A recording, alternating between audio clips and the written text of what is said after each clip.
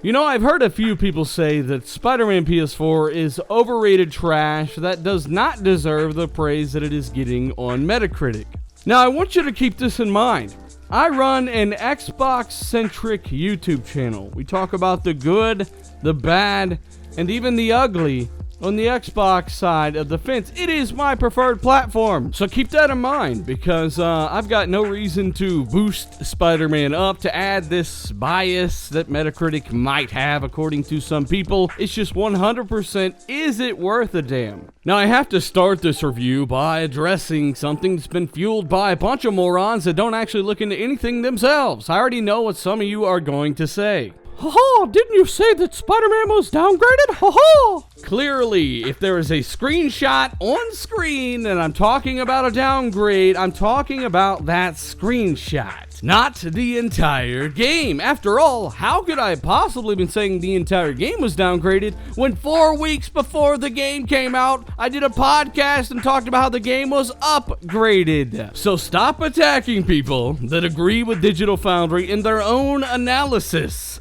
I'd say that aside from the removal of the more accurate cube map in the demo, the final game is improved overall. Still, there's no getting around it. The room with the water puddles does look better in its E3 incarnation.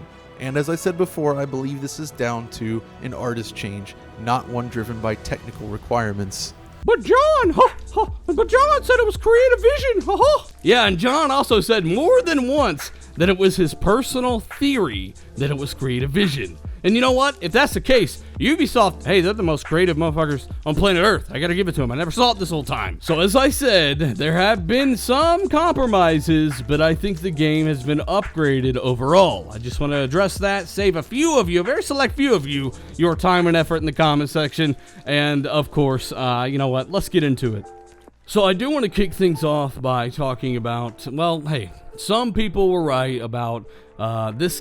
It is the best Spider-Man game of all time, hands down, bar none, no hey, no, get that off the screen. No, it's not even in the same realm. Yeah, true, maybe it's rated similarly, but at the end of the day, standards and expectations have improved and risen so much in the last 10 years alone that these two games aren't even comparable. The new Spider-Man game is by far the best. There is no competition for a Spider-Man fan. This is your choice, your option. And this is also Insomniac at their best. I did not know they could make games this good. Now, don't get it twisted. I never thought Insomniac were absolutely amazing. I think they're a good developer with some okay games. I had some gripes with their last game, Sunset Overdrive, and thankfully this is a big step up in terms of polish, quality, all of the above. But that does not mean they have masterful storytelling or any one mechanic, really. It's not really a master of anything, I guess, except for web slinging, of course.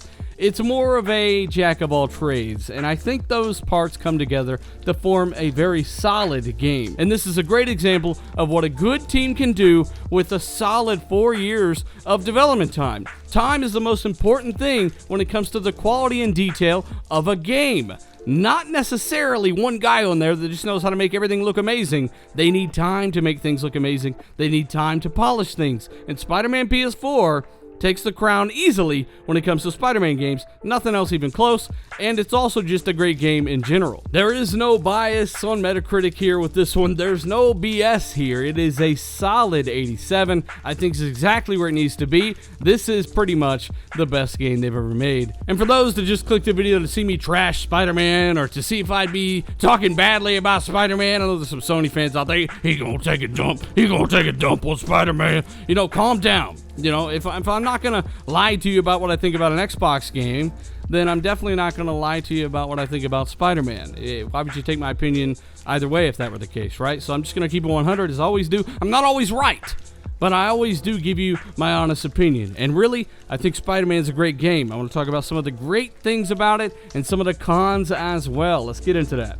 Combat is good. It is good, and it's not exactly like Arkham. Instead of a counter button, you have a dodge button, which is actually more suiting for Spider-Man. So instead of countering attacks, you will dodge, you will flip around. It looks awesome. They've got the style factor in this game. They've taken the little bit of effort here and done the things that make all of the difference when it comes to making Spider-Man look cool. I mean, he even looks cool after he lands on something and he holds the pose for a good 5 seconds to make sure you have time to take a screenshot. It's the little things here. So combat does stack up nicely. There's a whole XP system. On top of that, there's an upgrade system for web shooters and gadgets. On top of that, there's different suits which have different abilities that you can swap out. So if you unlock one suit, you have that ability. You can use it for any suit that you want. You're not restricted to certain suits for certain abilities. And then on top of that, you have suit mods, which can give you better bullet damage resistance or more health, things like that. It's a triple layered upgrade system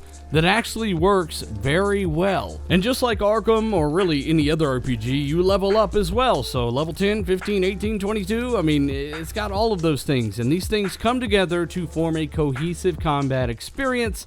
I do enjoy it. I enjoy the combat in this game. Now, most of the upgrades and suits in the game are brought to you by tokens. Yes, you have to get tokens. You got backpack tokens, science tokens, crime tokens, challenge tokens, Chuck E. Cheese tokens. So many tokens in this game, and I really thought it was kind of corny at first. I thought it was kind of confusing and maybe even a little bit daunting. But then I started doing some of this stuff, and really what it is, it's kind of busy work, but I don't mind it because I enjoy being Spider-Man so much in the game.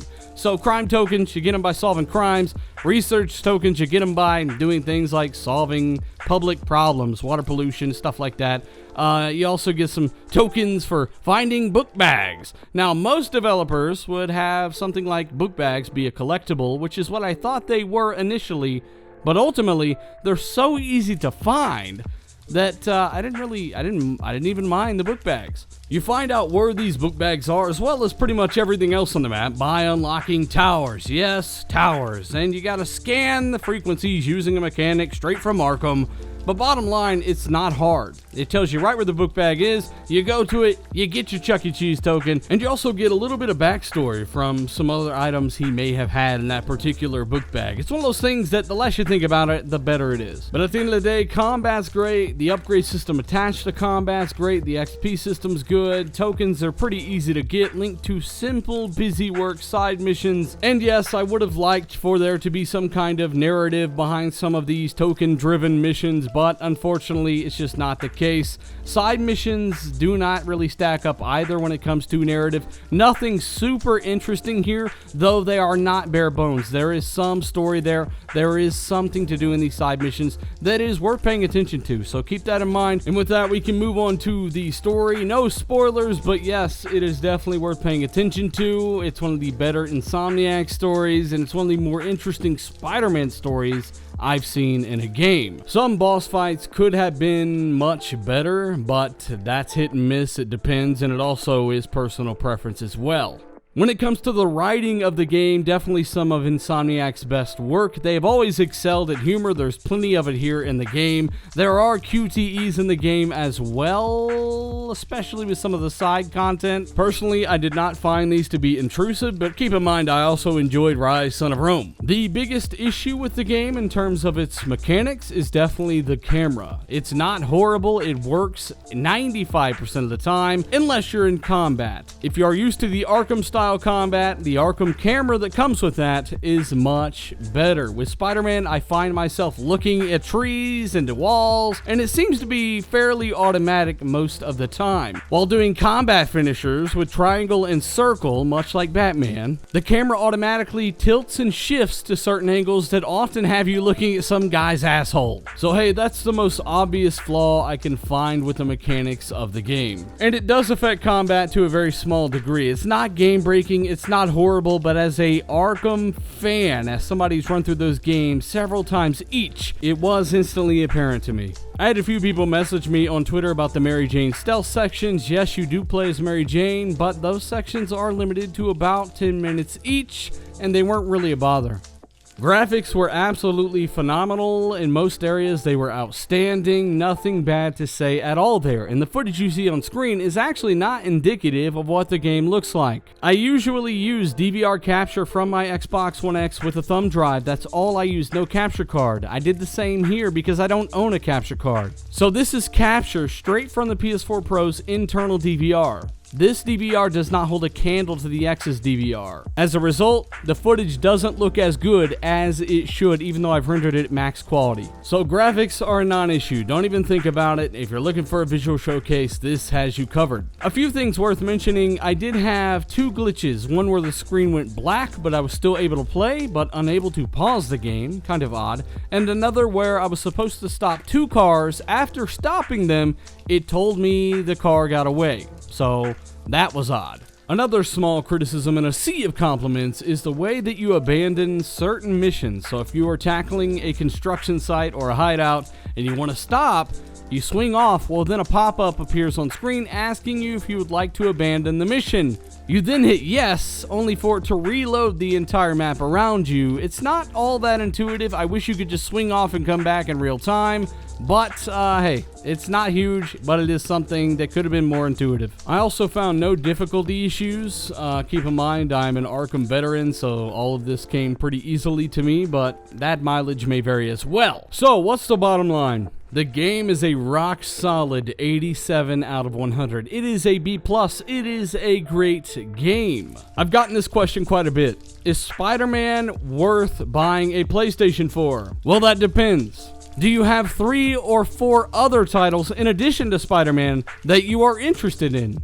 If that's the case, then yes, it is a solid pickup for those exclusives. God of War is an absolutely phenomenal game. I said on Twitter, I give that game a 9.5 out of 10. It deserves every single bit of the praise it has acquired. Uncharted 4 is also another great game at a 92 on Metacritic, another one of my favorites on the PlayStation 4. And of course, there are several other games that you may be interested in. Those should be dirt cheap by now. So let me know what you decide to do and what you think about this review. Of course, if you learned something today, you enjoyed the video, hit that like button. Share this video with a buddy or two if you get a chance. And of course, subscribe if you are new. Like I said, I'm all about Xbox. I talk about Xbox. I prefer Xbox. But as usual, I gotta drop my true opinion on what I think about this game. I think it's Insomniac's finest work. Like I said, let me know your thoughts down below. I'm Dealer. I'm out.